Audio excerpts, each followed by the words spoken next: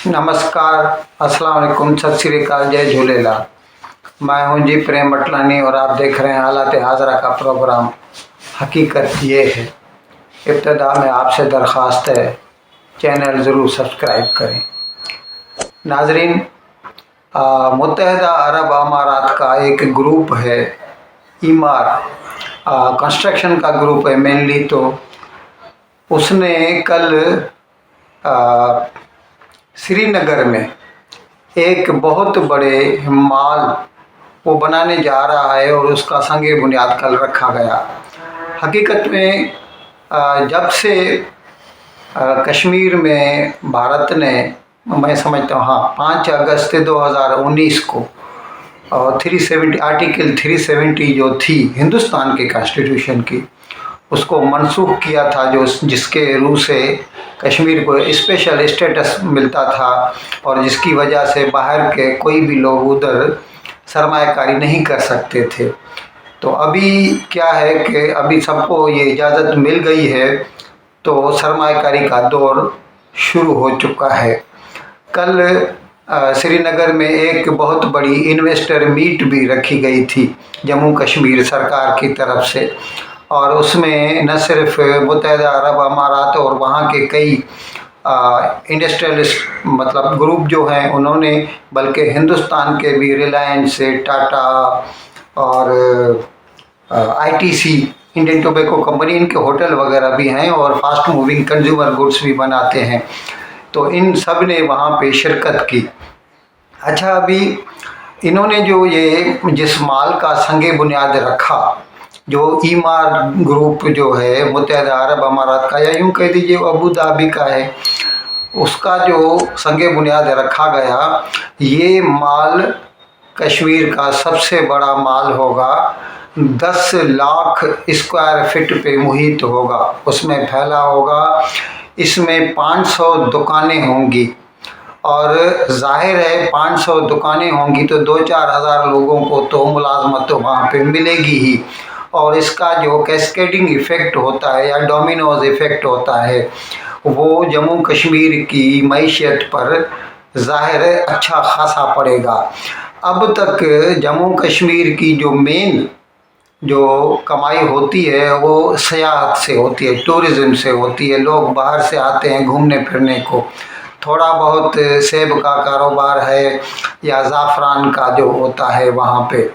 लेकिन अभी ये दूसरे जो मतलब मुआशी जो एक्टिविटीज़ हैं, अगर वो भी वहाँ पर होंगी तो ज़ाहिर है वहाँ के लोगों को रोज़गार के नए मौके फराहम होंगे और इसकी वजह से इकोनॉमिक प्रॉस्पेरिटी की वजह से ज़्यादा अमन अमान होने की हम उम्मीद कर सकते हैं। नाजरीन, पाकिस्तान के साबिक वज़ीर आज़म जनाब इमरान खान, वो हर रोज़ एक नई थ्योरी लोगों के सामने पेश करते रहते हैं और उसके जो आशिक हैं वो भी खुदा के बंदे हैं। अगर वो दिन को कहे रात है तो वो कहेंगे रात है, रात को कहे दिन है तो वो कहेंगे दिन है। कभी वो कहता था उसको रिजीम चेंज करने के लिए अमेरिका ने साजिश की थी, सब लोग कहते थे हाँ उसके लिए इस हुकूमत को इम्पोर्टेड गवर्नमेंट करके कहते थे। फिर चलते चलते रातों रात उसको सपना आया और फिर उसने कहना शुरू कर दिया कि अमेरिका इसके लिए ज़िम्मेदार नहीं है, इसके लिए ज़िम्मेदार जनरल बाजवा है।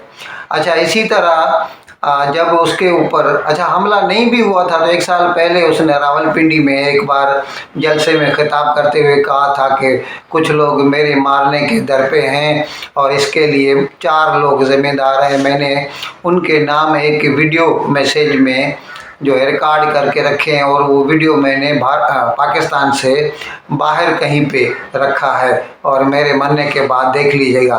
उसके बाद फिर उसका वो जो लॉन्ग मार्च हुआ लाहौर से और फिर वज़ीराबाद में उसके ऊपर अटैक हुआ, और बावजूद इसके कि उस वक़्त पंजाब में इसी की सरकार थी, भले चौधरी परवेज़ इलाही वज़ीर आला था लेकिन सरकार पीटीआई की थी, उसके तो सिर्फ 10 मेंबरान थे और वज़ीर दाखिला तो इसी का ही था, पीटीआई का।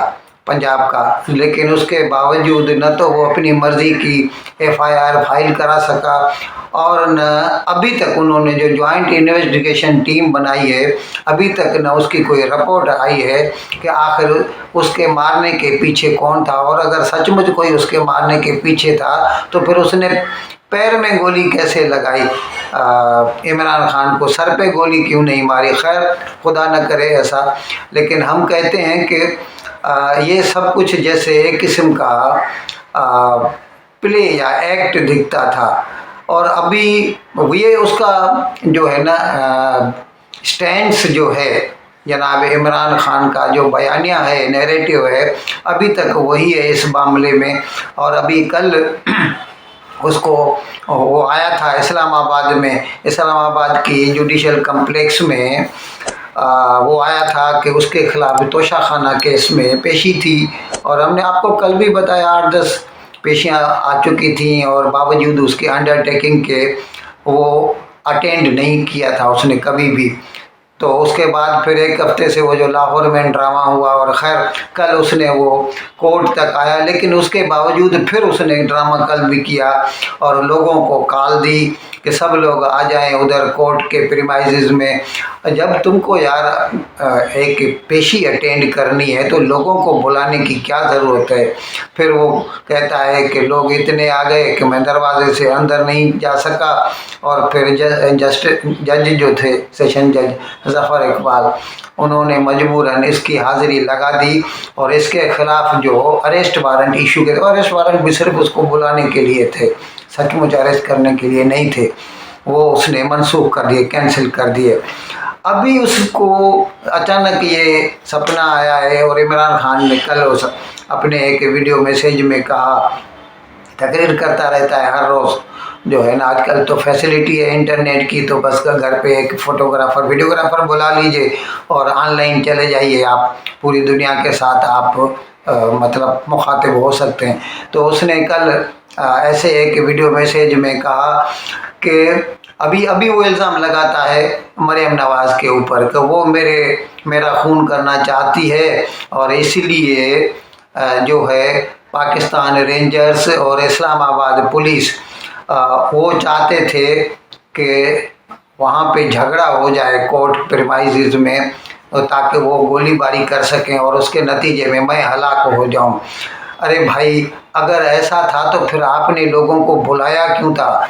लोगों को बुलाते भी खुद हैं, और फिर उधर मजमा भी खुद लगाते हैं, और फिर कहते हैं एक फ़र्ज़ी या एक मफरूज़ा पेश करते हैं, और उसमें भी मरियम नवाज़ को इम्प्लिकेट कर देते हैं, जबकि उसका कोई वास्ता ही नहीं इस केस से।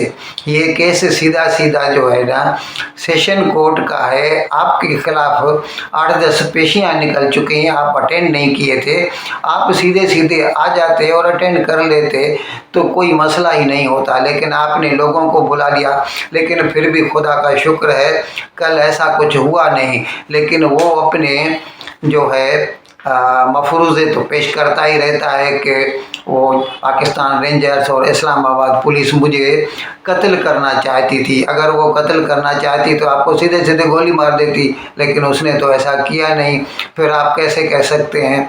खैर, अभी ये तो वो कहता है, अगर चाहे तो वो खुद सरकार के खिलाफ FIR क्यों नहीं फाइल करवाता ताकि इसकी इंक्वायरी हो जाए। नाज़रीन, जब से ये IMF की हुक्म की वजह से तेल और गैस, बिजली, इन सब के नरखों में इजाफ़ा किया गया, और पिछले साल वो जो सैलाब आया था पाकिस्तान में, और जिसकी वजह से पाकिस्तान में शरह महंगाई 32% तक बढ़ गई, अभी उसकी वजह से लोगों की हालत इतनी ख़राब हो चुकी है पूरे पाकिस्तान में। अरबाब व इख्तियार की तो बात अलग है, वो तो हज़ारों करोड़ कमा के बैठे हैं। आम आदमी जो है ना, उनके लिए 2 वक्त की रोटी मुहैया करना मुश्किल हो चुका है। अभी ये जुमे के रोज़ एक कराची में कोई सुरजानी गोट है, वहाँ पर एक बंदे ने अपने आप को, अपने 2 बच्चों को तीनों ने जहर खा लिया, कॉपर सल्फेट। और बापू ये अलग बात है, उसका एक बच्चा मर गया और वो खुद और उसका एक बच्चा अभी तक ज़िंदगी और मौत के बीच में लटक रहे हैं। अच्छा, इसी तरह पंजाब में मुजफ्फरगढ़ में जो है एक आदमी ने अपने आप को और बच्चों को सीधा पानी में एक कनाल में छलांग लगा दी और डूब कर मर गए, और वो भी इसी की वजह से क्योंकि वो अपने बच्चों का पेट नहीं पाल सकता था। ये हालत है पाकिस्तान में, लोगों को पेट भर के रोटी नहीं मिल रही, लेकिन फौज को और सरकार को तो बड़ी बड़ी फौज रखनी है, बड़े बड़े हथियार इकट्ठे करने हैं, और अभी तक उनकी हालत ये है कि लोगों को 150 रुपये जो है 1 किलो आटा मिल रहा है, 300 रुपये प्याज मिल रही है, 400 रुपये लहसुन मिल रही है, 800 रुपये का चिकन मिल रहा है 1 किलो। लेकिन उसके बावजूद वो लोग अपनी हरकतों में सुधार लाने वाले नहीं है, और उसके ऊपर तुर्रा ये है कि अगर कहीं से उनको गंदम मिल जाती है, जैसे कल हमने आपको बताया था, नहीं 2 रोज़ के बिल परसों मैंने बताया था आपको कि रूस ने जो उनको गंदम दी है 4.5 लाख टन देना है, उसने 50,000 टन भेजी थी, जिसमें से 40,292 टन सिंध के गोदामों में जो पड़ी थी रातों रात गुम हो गई, चोरी हो गई। ये हाल है, जो चोर लोग हैं उनके पेट भरे हुए हैं और आम आदमी बेचारा 2 वक्त की रोटी भी नहीं खा सकता। ये हालत है पाकिस्तान की, लेकिन उनको फिर भी सिर्फ फौज रखनी है, कश्मीर का राग अलापना है, आम लोगों के पेट पालने के बारे में कुछ भी नहीं सोचना।